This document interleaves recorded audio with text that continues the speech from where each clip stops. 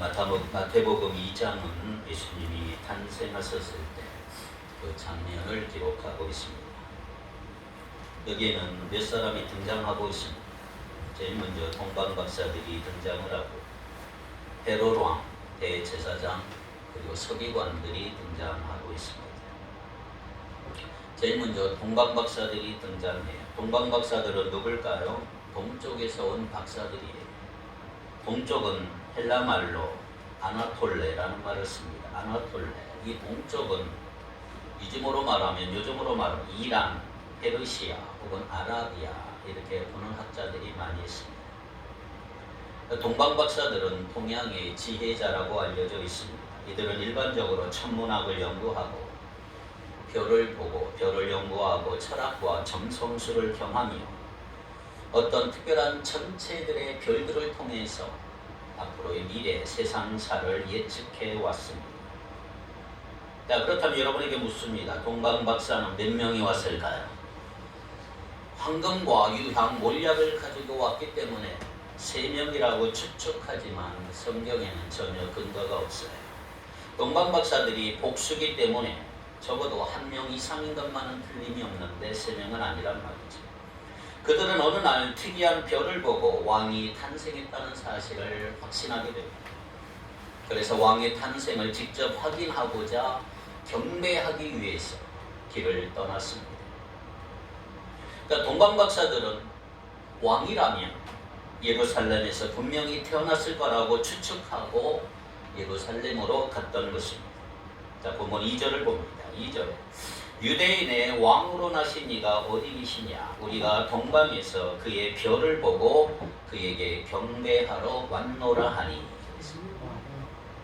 자, 동방박사들은 왕의 탄생을 믿었습니다. 특별히 유대인의 왕으로 나신 이가 어디 계시냐? 분명 있을 텐데 경배하러 왔다. 어디 계시냐? 물어보는 거죠. 마태복음의 저자 마태는 마태복음에서 예수 그리스도를 왕으로 묘사하고 있어요. 왕으로. 그러니까 마태복음의 별명이 있다면 왕의 복음입니다. 왕의 복음.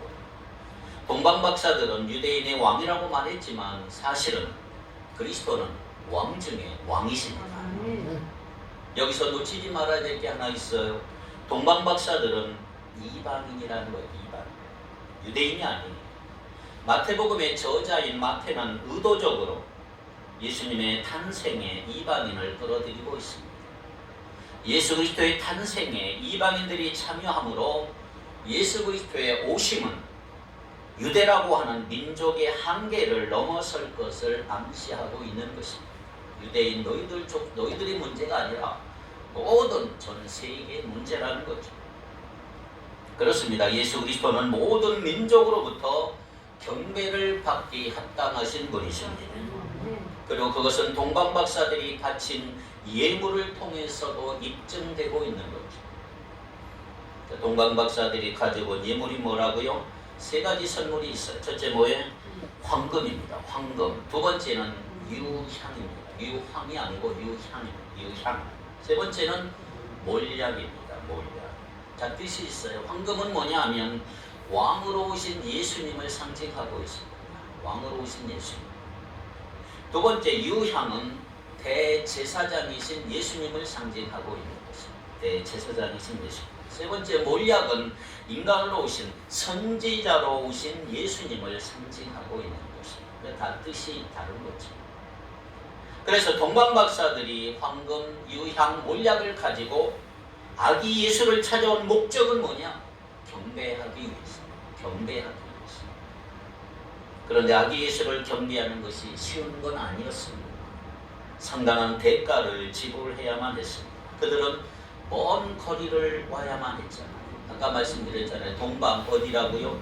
이란이나 페르시아나 아라비아, 이스라엘과는 너무나 먼 지역이었습니다. 오늘같이 고속도로나 비행기가 있었던 시대는 아니죠. 그들은 주로 낙타를 교통수단으로 삼았다면 먼 길을 별만 보고 찾아온 것은 상당한 희생을 치렀다고 할 수가 있는 것이죠. 얼마나 힘들었을까? 낙타만 타고 몇천 킬로를 가는 것입니다. 그러나 중요한 것은 그들에게는 거리가 문제가 되질 않았습니다. 왕을 만나고자 하는 갈망이 더 컸기 때문인 것이죠. 은혜를, 오늘날 은혜를 사모하는 사람들은 거리에 별로 구애를 받지 않는 것입니다. 내가 은혜를 받을 수만 있다면 어느 교회에서는 제주도에서부터 날라, 주일날 포항에서부터 오는 사람, 오늘 우리 교회도 은혜를 사모해서 인천에서도 그분들은 교회가 멀. 그렇다면 사랑하는 성도 여러분, 오늘 우리 안에는 영적인 갈망이 있습니까? 그리스도에 대한 갈증을 가지고 있나요?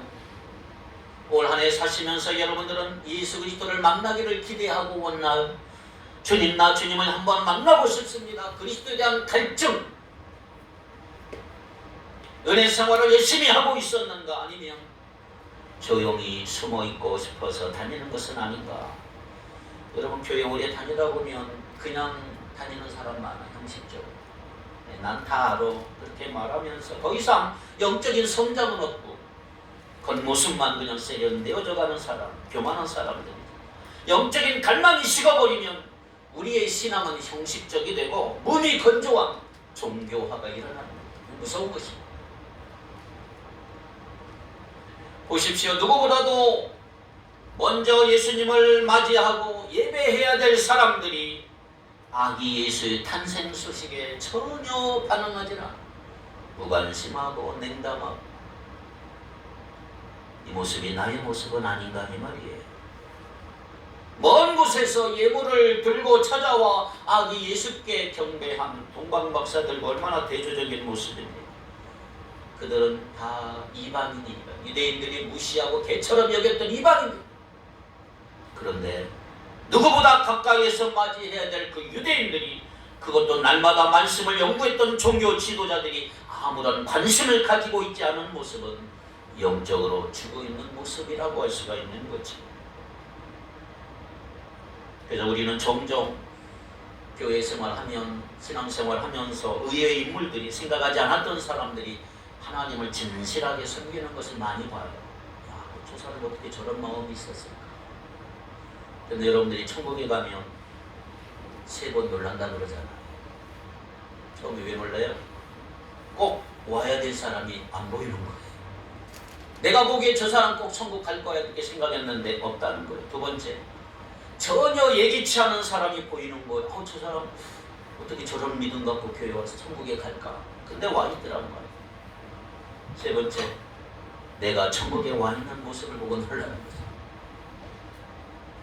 여러분, 예수 그리스도가 다시 오실 때 어떤 현상이 일어날까? 우리 신앙의 진정성을 확인해 보시기를 바랍니다. 맹목적인 신앙은 없는지, 목적 없이 그냥 교회를 오가고 와치게 그냥 왔다 갔다 하지는 않는지, 왜 내가 성경을 통독하고 왜 묵상하는지, 왜 내가 성경을 필사하고 말씀을 암송하는지, 무엇 때문에 신앙생활을 하고 있는지, 껍데기만 가지고 있는 것은 아닌지, 형식만 남아있는 것은 아닌지, 신앙의 연수와 관록만 남아있어서는 아닌지, 우리 자신을 좀 진지하게 질문해 보셔야 합니다. 자, 지금까지 2000년 전에 아기 예수 그리스도가 이 땅에 오셨을 때 그 광경을 말씀드렸어요. 자, 3부류를 말씀드렸어요. 우리에게 대단히 중요합니다. 첫 번째는 누구라고요? 그리스도의 오심을 환영하고 대가를 지불하면서 경배했던 동방박사들, 그리스도를 적극적으로 환대하고 경배한 사람들을 말합니다. 두 번째는 그리스도가 오심을 두려워하고 소동을 일으키며 횡포를 부린 헤롯, 그리스도를 배척한 사람들이에요. 그리고 세 번째, 겉으로는 그리스도를 기다리는 자도 보였지만 실제로는 전혀 관심이 없었던 종교 지도자들, 무관심한 태도로 일관했던 무관심과 냉담한 사람들. 자, 3가지 말씀드렸어요. 동방박사들의 경배, 헤롯 왕의 배척, 종교 지도자들의 무관심. 자, 3 단어가 있어요. 경배, 배척, 무관심. 여러분, 나는 어디에 속해 있을까요? 말씀을 통해 내 자신의 신앙을 한번 점검해 보아야 된다 이 말이에요. 주님을 날마다 경배했나요? 나도 모르게 배척을 했나요? 아니면 무관심해 버렸나요? 이미 우리는 오신 예수 그리스도를 믿고 있어요. 오늘날 지상의 교회는 이제 다시 오실 예수 그리스도를 기다리고 있는 거예요. 그러면 나는 예수 그리스도를 얼마나 기다리고 있는가? 다시 이 땅에 예수님이 오실 때 예수님을 맞이할 준비를 하고 있는가?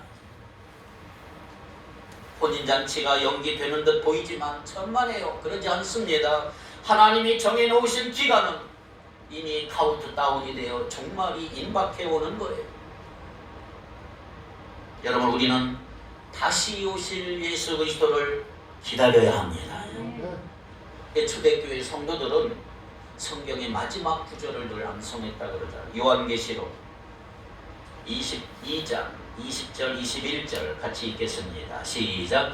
이것들을 증언하신 이가 이르시되 내가 진실로 속히 오리라 하시거늘 아멘. 주 예수여 오시옵소서.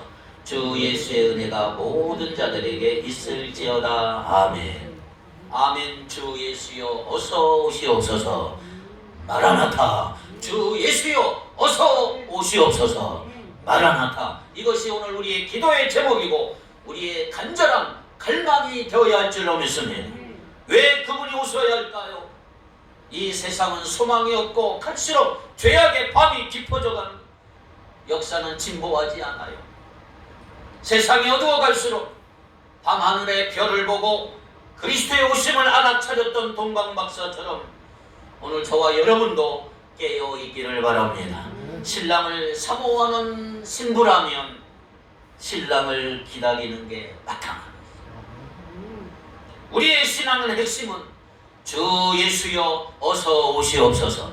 정말 신앙으로 무장할 수 있는 여러분 되기를 바랍니다. 항상 깨어있는 성도로 그리스도가 다시 오실 때 맞이하는 신부가 되기를 바랍니다. 무엇보다 종말을 알리고 택한 백성들이 구원을 얻도록 복음을 전하는 삶을 살아가는 복된 여러분 되기를 주의 이름으로 축원합니다. 기도합시다. 거룩하신 하나님, 우리에게 성탄절의 기쁨을 주시고 경배하게 하시니 감사합니다. 동방박사들처럼 예수님의 오심을 환영하고 대가를 지불하며 경배하는 성도들 되게 해 주옵소서. 주님을 만나고자 하는 갈망을 주시고 만나게 하시고 다시 오실 주님을 기다리는 재림 신앙을 주시옵소서. 예수 그리스도가 통치하시는 그런 세상을 꿈꾸며 살아가는 복된 성도들 되기를 원합니다. 아멘. 주 예수여 오시옵소서. 마라나타라고 기도하며 우리의 간절한 갈망이 속히 이루어지며 깨어있는 성도로 이 땅을 살아가는 빛과 소금의 성도들 되게 하여 주옵소서. 감사하며 예수님 이름으로 기도하옵나이다. 아멘.